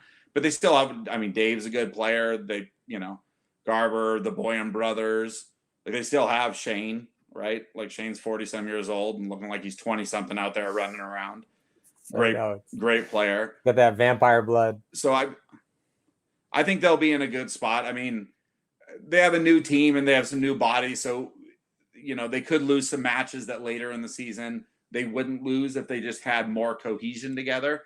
But they get to see, like this weekend, I think it's Impact and Dynasty are up at Dave's Field with them. So that'll be a great look for DMG to get some, probably get slapped around a little bit by those guys. But that's what you want in practice, right? Like you want to learn and they'll gain the most out of it. NYX, like we said, is rebuilding. I mean, I've heard that, some of the guys, there's some injuries out there. They picked up Jerry Caro from out here. They picked up another one of the ex-Aftermath guys, CJ Cantor. He's a really good paintball player. I mean, he just was too far away from us to bring him in and fly him in. He was one of John's guys, but he's a really good paintball player. So we'll see what we get. I'm sure there'll be plenty of hopper dumps and shit talk and all that stuff with those guys. Yeah. Look, no, with NYX lost Tim. They lost Tim to a horrible shoulder injury that happened at work. So they lost their main snake guy, and that was a really big loss for them. But with picking up Velez, like with the way Velez played at the Invitational / exhibition, I thought that was going to be a good fit for them. Oh, sorry, Caro or Velez? Jerry Carl. Yeah. No, Velez playing for Impact. Impact. Carl playing for NYX. They got Rich Telford also as their coach. Rich has definitely been, he's not going to be in the pits with them, but he's working with them, so they're bringing him in to try to whip them into shape a little bit. So I think that with NYX, losing Stetzel is going to be rough for them, but, I think they're going to have a threat on the snake side. But the big problem with them is that they keep having to deal with these injuries. And it just, I don't know if they're going to have the firepower, man. Again, I love New York Extreme. It's fun to watch them do what they do, to stoke everyone else up. And, it's like, to quote Alex Frazee, he's like, I love playing New York Extreme because they talk, a ton of shit. And like, I don't really get to get up mentally, with playing other teams like I do with what they do, because he doesn't really take what they say too seriously because it's Alex Frazee and he's been around and seen everything for 20 years plus. So, but that being said, like, he really enjoys what they bring to it because he just, he treats it with a grain of salt. With DMG, looking at what DMG has, like, yeah, they lost over time a lot of like their core that are now playing for your squad, but they still have some guys that have been on the periphery a little bit, a couple other guys that they picked up. So they're going to have some threats here or there, but it's still massive upward or a lot of uphill climbs. Like, this is going to be an uphill climb for New York Extreme. It's going to be an uphill climb for DMG. Because the Ironman, Diesel, and Infamous, I think Infamous was very frustrated with the year they had. They picked up Ryan Hall.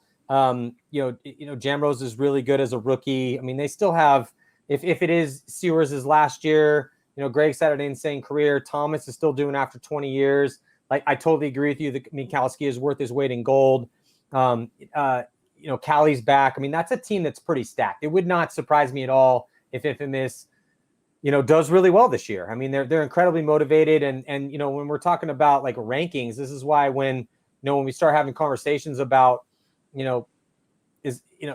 as far as how competitive things are, I mean, Infamous is down. Houston Heat is ranked 10th. The Infamous is ranked 11th. Diesel's ranked 8th. I mean, Baltimore Rebels ranked 7th. That's kind of ridiculous when you see, and you guys are ranked 18th. Obviously these rankings are going to go out the door once we hit this first event, which is why I'm so stoked and why we're having, this show with Mike, so we can kind of break this all down in its intricacies. But I really feel that AC Diesel has a really good chance of storming the castle this year. I really think that with the team that they have, they were ranked? AC Diesel is coming in 8th. 8th overall. They had an amazing, yeah, that's what I'm saying. But if you look at the year, like this, what a crazy year last year. We had 2 events. So when we're talking about rankings, like for Heat to be ranked 10th so they took 9th twice, but they're ranked 10th overall because, we're talking about overall rankings here. So just real quick, let me give you the top, the top like 13th, 14th-ish. So we got Dynasty, Impact, Legion, Ironman, X Factor, Damage, Revo, AC Diesel, AC Dallas, Houston Heat at 10th, Infamous at 11th, Thunder at 12th, New York Extreme at 13th. And then, going down from there, ML Kings level 14th. 15th is ML Kings, 16th Energy Elite, DMG at 17th. The Wild Dogs aren't in there because, they only put that one event. Aftermath 18th for you guys because the Wild Dogs aren't in there. And then Outlaws and Uprising at, 19th and 20th. But so that's kind of where everything sits at the beginning of the year. But I just think that I think that the Ironmen still have a chance because of who's still on that squad. And when I look at kind of like the fan wagon, so get your picks in for fantasy paintball. When I look at it, LJ Parrish sitting at like an obscenely low amount of money as a dude that plays like I'm trying to wait for the Potters are about to play in about 35 minutes. And I'm looking at, I'm always trying to find deals and I'm looking at LJ Parrish. I'm like, okay, well, LJ Parrish is probably going to get a ton of spins. He's probably going to kill a lot of guys. Maybe the Ironmen don't go on to Sunday. I think they got a really good chance of doing so, but they, maybe Parrish is going to get enough kills. So I just think it's going to be interesting bracket here. Ironman, Diesel, Infamous, New York Extreme, DMG. I mean, give me three. I think with Heat and Infamous ranked the way they are, and they're in B and D. I think that as far as wild card is concerned, I think the wild card could come out of B and D in those brackets. What do you think? Yeah, very well could, right? I mean, you got to let the chips fall where they fall, but a Diesel, I'd be amazed if they don't come out of that bracket. Like Mark and I would have to have a little chit chat about that. They're going to be solid. Nikki's doing a great job. I mean, they have some injury. There's another injury. They have Silos hurt himself, right? We've definitely had some sparks fly with that dude at practice, but he's definitely a flat out murderer for that team. He's out, I believe, for the event with a hurt knee. I mean, it's not really a secret. Everybody's going to know about that come event time. They're still doing well, though. I mean, like you said, LJ, Peyton, like they have guys that can handle it. Corey Hall, Kristen Martinez, like they have a great team. And Nikki's done a great job with it, right? Like there's some coaches like myself that are a little more high strung, and Nikki probably says less words than the rest of us, but has greater meaning to her words. So I think she'll do a great job having them prepared. Analytically speaking, I mean, there's a lot of great coaches, but nobody's got much up on Nikki, right? Like she is. Yeah. If you come for a battle of wits, make sure you're prepared because she's there for it. So The Ironman will be fine. I mean, Infamous, right? I can't imagine if 3 teams don't come out of that one. It's not all those 3 teams. And I mean, if that offends people, it is what it is. But no, I agree with you. I just think that on paper, with the B and D the way it is, it could be 3 teams coming out of those. It's really tough to tell, but that's what's going to make things really interesting this year. I mean, do you have if you had a dark horse to pick out of all the teams we've talked about or all the players we've talked about, maybe just a couple names that you think are going to have a really big year this year based on, who you talked to? I think Revo moves up. Revo moves up from there, like the positions. What did you say they were in? What position from last year? Revo's at 7th overall. 7. They'll move up. They won't be 7th this year. They'll be higher than that, I believe. Diesel should move up out of 8th. Damage should be up a spot higher for sure. Heat sitting in 9th. Would be surprised if Heat's not top 3 at the end of the season. I'm not trying to display. I mean, Impact's going to be up there for sure. X Factor is going to be up there for sure. So fill in the blanks as you wish. Like not taking anything away from any other teams out there. I don't do addition by subtraction by talking shit about people. But those teams like Diesel's got a long ways to go because they're still getting that cohesive unit and what Mark wants on the field, right? Like they made a couple player moves, got BJ. Like I think Mark is much more comfortable with the team that he has. They're going to be better. I mean, Revo's got Frank the Tank on it, so if they're not a great team, I'll just talk shit to Frank. But the Revo's a really good team. Heat is a top 3 team, right? Whether you love to heat them up or you don't. By the way, Heat hired my youngest son to be their pod runner this year. So there's another sub story. You'll see a little kid, little grommet running around the field named Colin. Sarge didn't know he was my son and hired him at the practice to run pods. And then I had my arm around him. And Sarge is like, don't take my pod guy. And I'm like, well, it happens to be my son. And I don't think Sarge knew it was my son. So, and then last weekend at practice, they wanted my oldest son, Bryce Hinman, is playing paintball now, like tournament paintball. Like he's out there every single weekend playing paintball nonstop. And he's got the itch.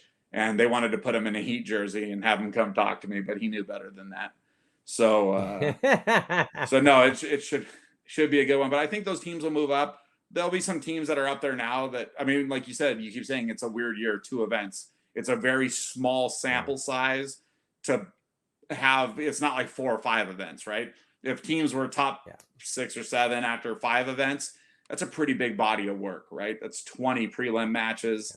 There's a lot more data to back it up. Right now, we just played 2 hands of blackjack. We might be whooping the house's ass right now, Once we play more hands, it's going to go the other way.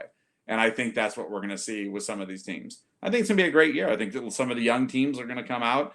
I mean, obviously we're in 18th. We have the highest to go up, but who knows where we'll end up, right? Like, I mean, we're super humble about it. I think there's a lot of hungry, humble teams. And what a weird year, right? Like, for a lot of the pros, I think they're used to the monotony of a season and getting through a season. And now that we didn't have a season, we only had 2 events. I think there's a lot of guys coming out that are really just going to be happy to be back on a paintball field, shooting paintballs at each other and being able to get back to life as we know it. And, you know, it was a good reality check for a lot of us to come back and keep everything in perspective and realize there's a lot more to life. And if you don't enjoy playing this paintball shit, you probably shouldn't be here. And I think there's just a lot of guys that are going to be passionate and hungry. And I believe a quote you used a while back, Matty, is it's going to head back towards tribal warfare. And it's going to be a lot of gang shit, right? Like your street versus this street. And that's where you're from. And that's what it's going to be, you know? And I don't mean that in a negative way. I just think there's like the Outlaws. They're a bunch of Midwest dudes. I'm not saying they're going to have a problem with you, but you don't want to go have a problem with them. Or X Factor or any team, right? Like there's just a lot of guys that you don't see as much like crossing picket lines, right? Like you don't see our guys going and fraternizing with the enemy, like trying to get themselves a spot for next season already. Now it's a little more like solid sets. So I think that's what you'll see this year. I think it's going to be good. I think it's going to be a lot of fun. I agree with you too, Mike. And thank you so much for sitting in with me, bro. I really appreciate it. We got to make this a regular thing. I love the way you look at the game. I love the no bullshit look at all these different teams, just because to me, it's just going to be a really fascinating year, man. I mean, we got 20 pro teams. There's, you know, all these different guys, and every single trajectory is another nuance to the story. And yeah, I couldn't agree with you more. I think it has gotten a little more tribal. I think people care more about it, like you said, because I think we took it for granted a little bit. And then now the fact that COVID hit and we didn't have that omnipresent paintball drama and world there confronting us constantly. And there was a vacuous landscape where, for a year. We were quarantined for a year. And then now we have the chance to get back out there. Yeah. And now we got to count our blessings. And one of the blessings is that we get to do this. You know, we get to go to this battle that we call the paintball world and live that tribalism and enjoy the people around us in this, you know, glorious landscape that is what we call the professional paintball game. I can't wait for next weekend. Mike, thank you so much. APX, one of the owners of APX, the big guy behind the scenes over there, making amazing paintballs with Aftermath. One of the, I think, the most compelling stories here this year. Again, starting in 18th place. We'll see where they end up. We will continue to check in with Mike. Mike, thank you so much. Any last thoughts? Anyone you want to thank before we sign off? Oh, man, you know, all the friends out there, you know what I mean? Like all the people I've had dinners with over the last 25 years of doing this, and all the people that I'm going to meet, you know, like I'm not a paintball anything, right? I'm just a guy that loves paintball. If you see me at the event, walk up, say hi. If I don't know your name, I always try to introduce myself to everybody. You know, just all my friends out there. Like I said, I'm not out here to like be offensive to anybody. I think a lot of my passion gets taken out of context. I love the game. Like that's it. You know what I mean? Like this is the one thing through divorces and death, and no matter what we face in life, paintball is always going to be here for us. So I think we should just, you know, have fun, play paintball, grow paintball, whatever you want to say. But it's going to be a good year for all of us. I'm stoked to be back, humbled to be back. You know, don't ever take anything I say for anything but just being humble and a huge fan of the game. Hell yeah, bro. I love you. Thank you so much for sitting in. Yeah. Thank you so much for sitting in with me. Again, it's all going down starting in Florida next weekend. So make sure you mark your calendars for that, and make sure to watch Aftermath in their battle. It's about to go down starting April 30th. I'm Matty Marshall. Thank you so much to Mike Hinman, Aftermath. And yeah, I'm jonesing to get after this. So I'll see you guys. We're going to be doing a pre-show next week on Thursday before the start of things. And I'll see you guys then. Have a good one, Matty. A new year brings a renewed battle to the ranks of professional paintball. The first major tournament of the NXL season is here. 20 pro teams will fight through 3 days of competition to determine who will raise the first trophy and take the lead during the season-long run to the coveted NXL Series Championship. Two iconic teams, both from Southern California, took the only 2 events last year with drastically different stories during the COVID-shortened season. The San Diego Dynasty and the Los Angeles Hinman will have their hands full trying to repeat this year, as the field is stacked with veteran all-star squads who are intent on taking back the top spot. Impact, the Russians, X Factor, Damage, Infamous, and Heat all know how to win. Revo and AC Diesel also have potent rosters looking to make a run on Sunday. No one should sleep on the hungry up-and-coming teams also fighting fiercely to move up the ranks. Don't miss all the gunfights going down at the 2021 NXL Sunshine State Major, April 30th to May 2nd, only on GoSports.com.